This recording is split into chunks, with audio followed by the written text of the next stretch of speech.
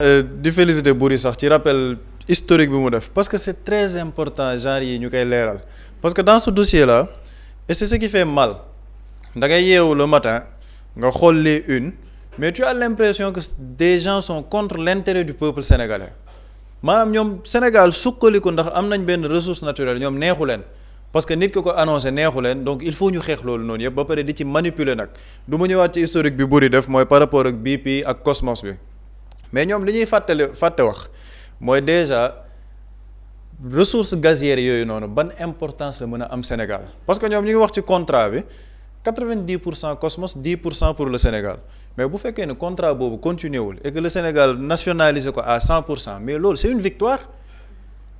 une victoire sans contrepartie financière loolu c'est une énorme victoire léegi dañuy ñëw nag ci intérêt yi parce que ñu ngi wax ci ressources gazières yooyu Boury mu ngi koy wax c'est l'une des découvertes par rapport au gaz yi ëpp solo en Afrique dans les années récentes parce que boo ko jëlee ñu ngi ne en termes de capacité mu ngi ci 25 TCF trillion cube feet mën na dem sax ba 32 TCF léegi lan mooy importance su TCF yooyu xam nga dañoo nekk dans un monde boo xamante ne ñëpp xam nañ ne gaz ak énergie presque moom mooy téye l'industrialisation ba les pays les plus développés actuellement boo demee di xool seeni dëkk soit ñu ngi industrialiser le pétrole wala ñuy industrialiser le gaz mën nga ci gël surtout les pays du Golfe parce que ñoom seen richesse yépp ci loolu lañ ko jëlee léegi au Sénégal ñu ne la 25 TCF yooyu ak benn TCF ci 25 yi mën nga am une autonomie ci wàllum électricité pendant 23 ans maanaam Sénégal lépp lu muy soxla ci électricité ak benn TCF mën nga ko am pendant 23 ans ci autonomie maanaam Sénégal dootul soxlaati di def maanaam benn di injecter xaalis pour financer le secteur énergétique pour que électricité mën a couvrir toute la population avec la ressource naturelle bi ñu am ci suñu biir réew muy benn TCF rek sur les 25 yi ñu waxagum te mën na dem ba 32 mën na la jox une autonomie de 23 ans ci wàllum électricité ci réew mi yëpp 23 ans te loolu benn TCF la sur 25 donc bu dee 2 TCF la sur 25 Sénégal dina am autonomie wu 46 ans en électricité te loolu 2 TCF donc la sur 25 yoo xam ne mën na dem ba 32 te am na yeneen pays yoo xamante ne bu ñu jëlee l'exemple du Trinidad et Tobago ñoom ils ont à peu près les mêmes ressources te ci loolu la ñu jaar pour sukkali seen industrialisation lii mooy importance su TCF yi nga xamante ne découvrir nañ ko foofu léegi li Boury doon ñëw par rapport ak intérêt yi mooy les enjeux ci contrat bi nga xamante ne léegi Sénégal nationalisé na ko ñi fi nekkoon ñoom contrat yi ñu signé woon xam nga dañ ne la 90% Cosmos 10% pour le Sénégal waa 90% yooyu xam nga mooy lan Cosmos mooy def exploration bi mooy li ñu ne investir nañ plus de 400 millions de dollars ñooy def exploitation bi bu ñu defee exploitation bi après ñoom ñooy def exportation bi dem jaayi ji ko mooy la transformation de notre gaz suñu ressource naturelle la de ñoom ñoo def exploration ñooy def exploitation def transformation def exportation après ñun suñu 10% yi xam nga lan la taxe ak royalties mooy maanaam ñun rente fiscale rek lañ ci am on a une ressource naturelle boo xamante ni entreprise bi day jógee à l'étranger ñëw def exploration exploitation transformation yóbbu ko exporter ko mu jëriñ ko moom léegi li mu koy jëriñ ñun ñu jox ñu ci 10% yoo xamante ni royalties la ak ay taxes mooy recette fiscale lii la ñu signé woon avec l'ancien régime léegi lan mooy importance su 100% mu ñëw Sénégal mooy bu fekkee ne 10% yooyu ay taxes yooyu kese la mais pétrole gaz boobu noonu bu ñu ko transformer au niveau local dafay nekk benn source d'industrialisation pour notre pays maanaam matière première la pour une industrialisation du Sénégal c'est-à-dire que gazu Yaakaar Teranga bi rek mën na développer tout un système économique au Sénégal création d'emplois industrialisation baisse du coût de l'électricité transformation agricole ba ci numérique bi sax da ciy am un impact par rapport à la réduction du coût de l'électricité te loolu moom moo ñu indi ci ñaari stratégie yu ñu ciy tudd tout le temps mooy gaz to power ak gaz to industry bi parce que tout le temps dañ koy wax ci loolu boo jëlee stratégie gaz to power bi dañu ne la Yaakaar Teranga mën na fournir toutes les centrales électriques au Sénégal maanaam lépp luy centrale électrique xam nga maa ngi lay wax bu njëkk ba contrat ba ñoom ñooy exporter ñoom ñooy dem jëli ji donc ñun duñ ci bénéficier duñ ñu ci jox ay taxes la ñuy jox mais fii tu as l'opportunité nga fournir en électricité toutes les centrales yi nga xamante ni ñu ngi nekk au Sénégal moo am un effet réel baisse du kilowatt-heure xam nga ñu ngi naan am nañ wàññi nañ kilowatt-heure bi au Sénégal fan yële avec le ministre Birame Souleye Diop mën na dem ba gën a wàññeeku avec l'exploitation de ce gaz ci lan la parce que dañ ko nationaliser mën na transformer notre secteur industriel lan moo tax muy transformer suñu secteur industriel mooy parce que bu dugalee loxoom ci industrie bi te après dinaa ci ñëw ci gaz to industrie bi dafay wàññi ñun suñuy importation par rapport ak fuel lourd parce que Sénégal day importer lu bëri ci lépp lu jëm ci gaz te pourtant ñun on a du gaz au Sénégal à travers Yaakaar Teranga bii ni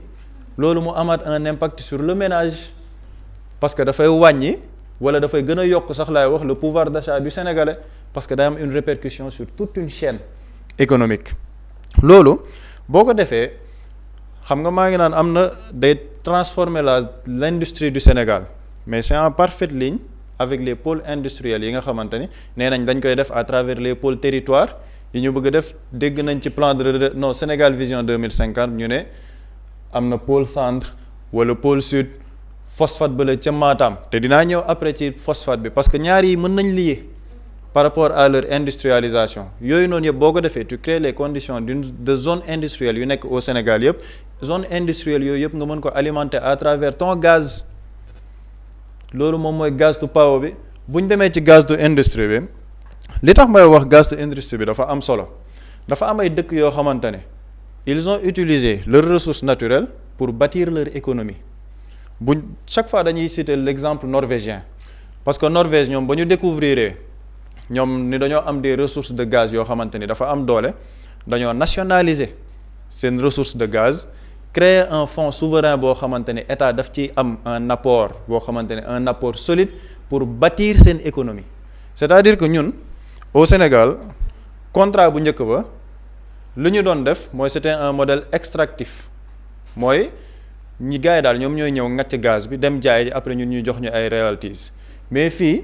modèle bu bees bi c'est un modèle boo xamante ni gaz bi warul nekk juste loo xamante ni dañ koy exporter après ñu ciy am ay revenus par rapport au fisc mais dafa war a nekk une matière première pour porter l'industrialisation du pays parce que am na yeneen dëkk yoo xamante ni ci la ñuy jaar sànq maa ngi wax Trinidad et Tobago ñoom it gaz bi la ñu am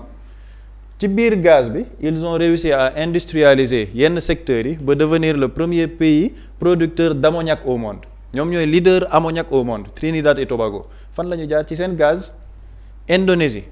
ñoom it entre 70 et 90 dañoo jël nationaliser seen gaz pour porter seen transformation agricole lu ñuy wax la révolution indonésienne de l'agriculture ci gaz la ñu jaar ñun nag gaz boobu noonu ñëpp am nañ ko ñu ne gaz bi léegi moom mooy permettre ñu porter ñun suñu politique industrielle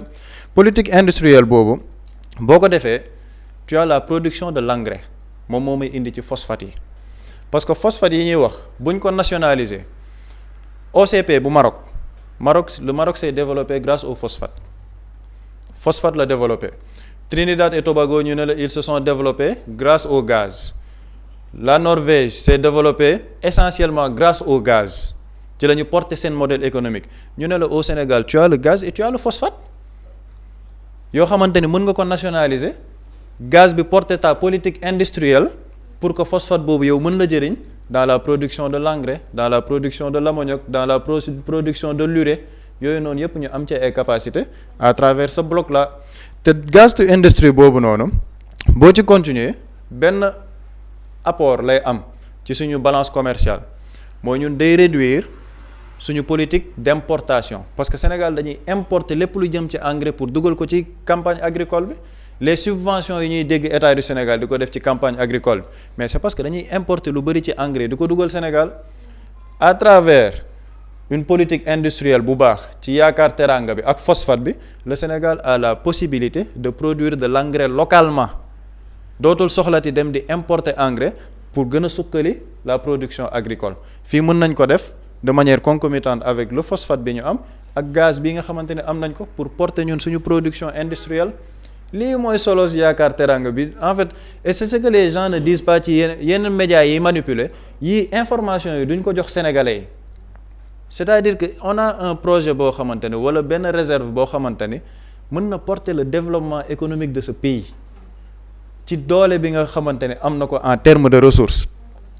maa ngi wax mbirum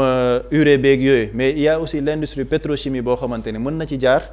C'est-à-dire que Yaakaar Teranga c'est un multiplicateur macroéconomique mooy loo xamante ne day laal secteur bu nekk mën na ko développer. tey jii ñoom seen programme dañu ne l'agriculture doit être la rampe de lancement du développement économique endogène bi ñu am, mais suñu constitution moo ne ressources naturelles yi ci article 25-1 les ressources naturelles appartiennent au peuple et seen utilisation dafa war a feeñ sur le plan économique du pays. mooy industrialisation bi ñuy wax la politique d'industrialisation mooy lii nii yëpp nga xamante ni wax naa ko ci, mooy li ma ne gaz bi day nekk une matière première pour industrialiser le Sénégal. Maintenant lan mooy intérêt wu reprise bi bu état du Sénégal? Sànq maa ngi ne c'était contrat bi fi nekkoon c'était juste gaz bi dafa nekkoon une matière extractive, maanaam ñun rente extractive lañ ci am, mais bii Sénégal à travers la nationalisation dañ ci am 4 rentes. Déjà les rentes fiscales mooy extractive bi, parce que déjà fii la ñuy defee extraction bi ñu mën ci am ay bénéfices, mooy fisc bi dinañ ci am xaalis, taxes yi dinañ ci am, royalties yi dinañ ci am comme niñ ko doon amee ci beneen contrat bi. mais yeneen ñetti rente yi nga xamante ni dinañ ko ci am, la rente énergétique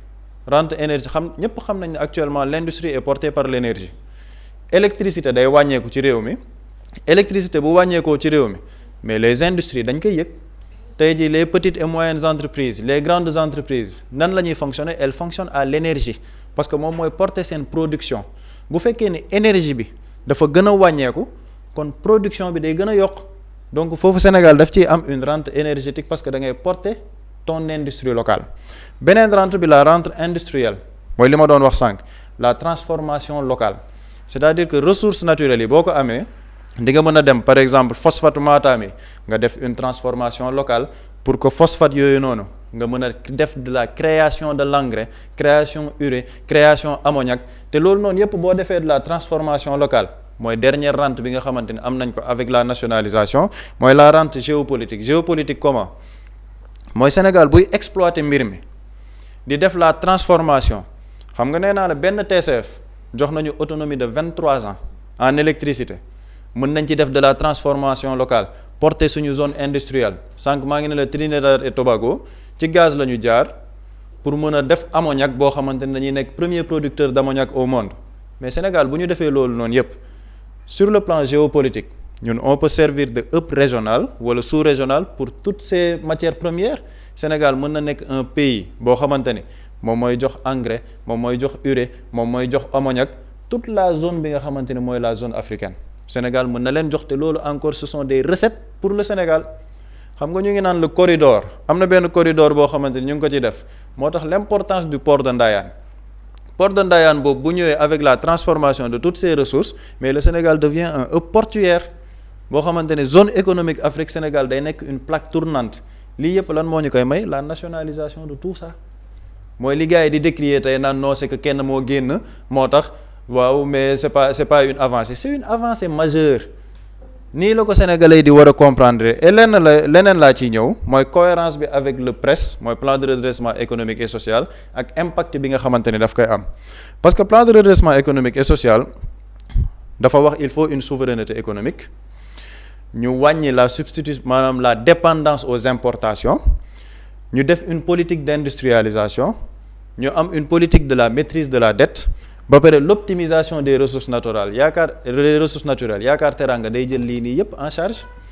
parce que maa ngi ñëw ne souveraineté économique weesuwul nga ne sama ressource naturelle dama koy nationaliser à 100%,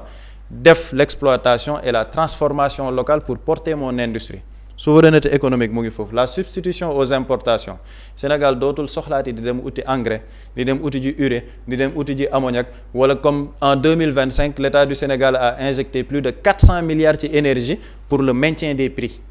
moo tax tey jii mu am une guerre sur la scène internationale. courant bi ba léegi c'est stable au Sénégal ba ñu mën ko wàññi.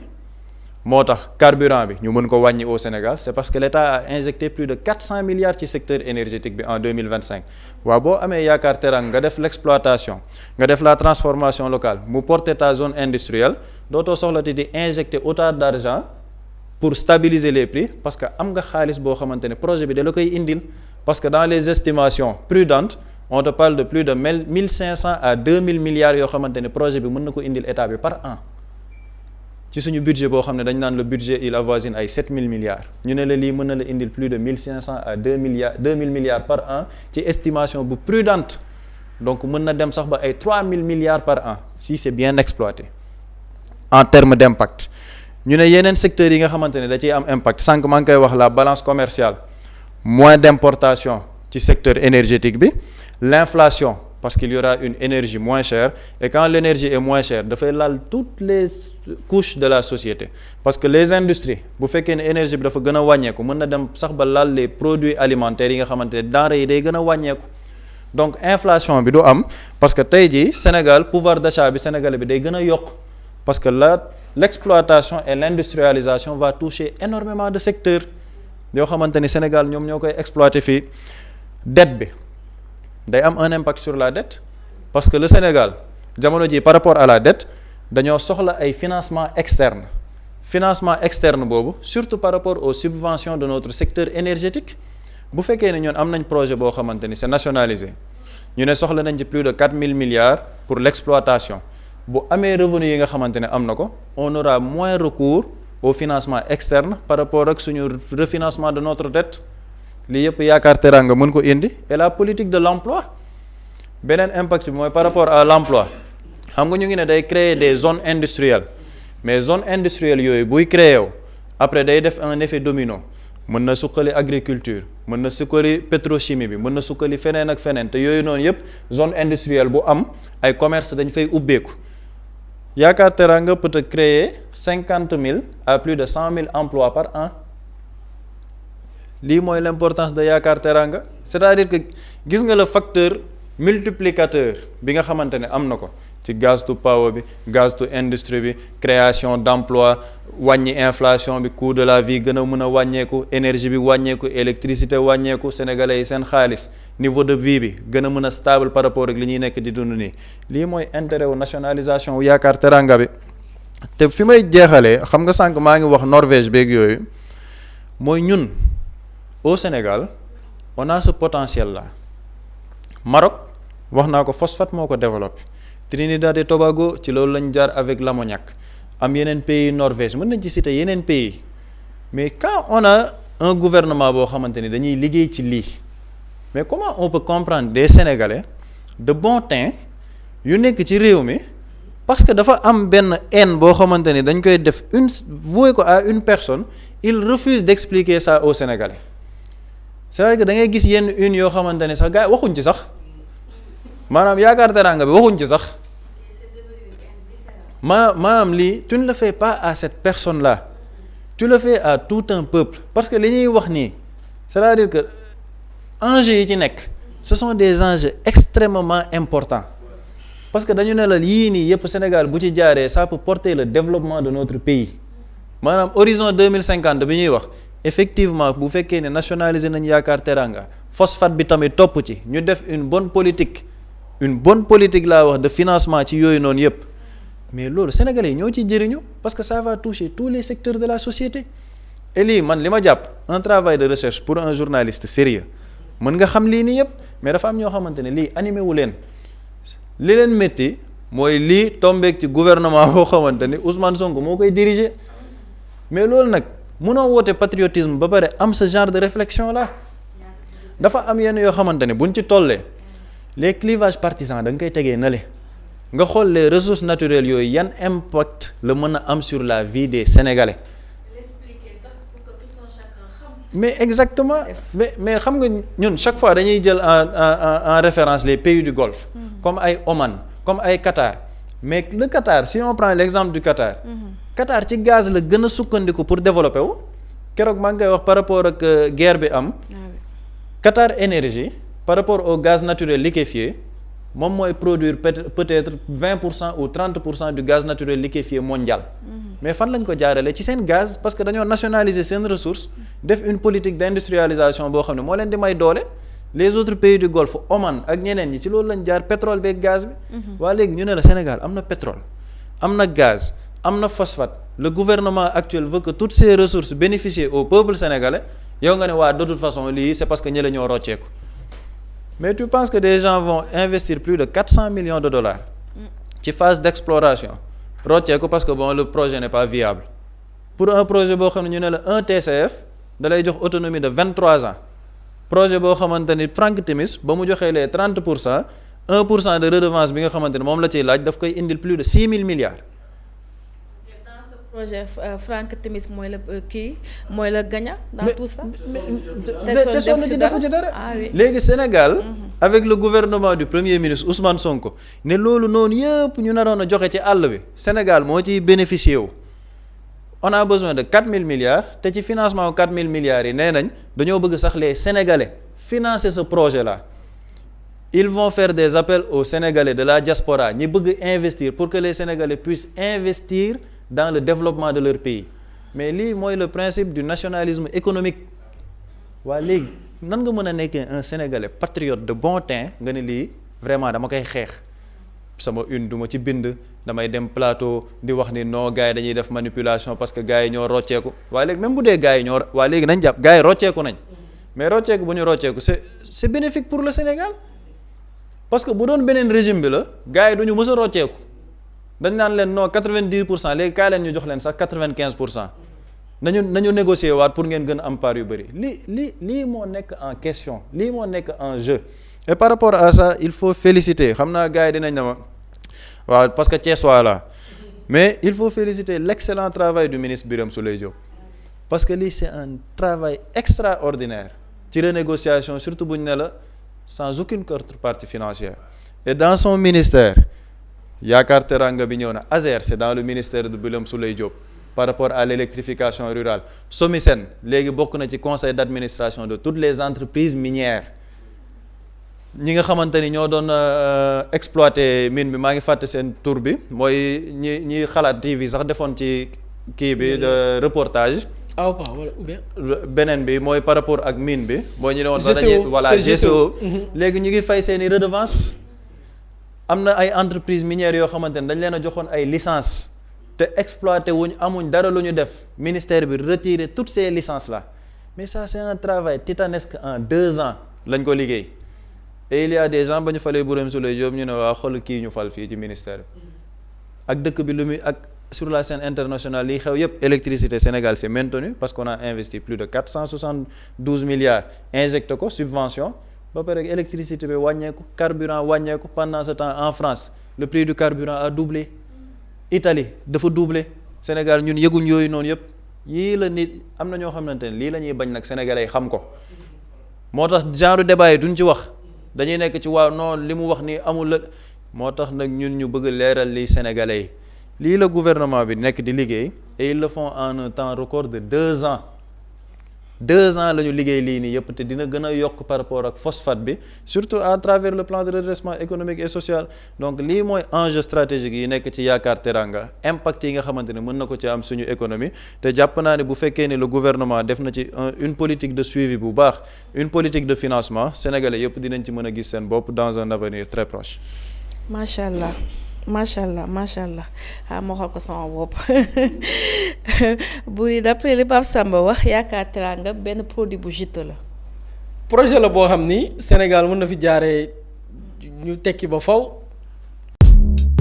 Mously Immo Sénégal moo leen di indil saafara ci jafe-jafe bu ngeen am ci wàllum immobilier yow mi bëgg a jënd kër yow mi bëgg a tabax wala nga jaay sa terrain jokkool ak waa Mously Immo ku am sa kër bëgg ku la ko terrassel wala nga am sa tool bëgg ku la ko lotisel defal la ko ay terrain Mously Immo Sénégal daf leen koy jàppandal gunge leen ci anam gu mucc ayib ku am sa kër itam te nekkuloo ci biir réew mi bëgg ku la ko toppatool gérer la ko Mously Immo moo ci gën a gaaw gën ci wóor ku bëgg réfectionner tabax wala nga defar plan architecte mën nga jokkoo itam ak waa Mously Immo Sénégal mën ngeen leen a woo ci 77 887 25 13 77 887 25 13 Mously Immo indi saafara ngir jëndum kër tabax jaayum terrain terrasse yi ay tool wala lotissé ko defal leen ko ay terrain loolu lépp Mously Immo moo ci gën a gaaw man ngeen itam abonné ci seen chaîne YouTube Mously Immo Sénégal ngir am yeneeni xabaar yu gën a dëggu wala itam wàllum conseil ci wàllum immobilier fii ci biir réewum Sénégal.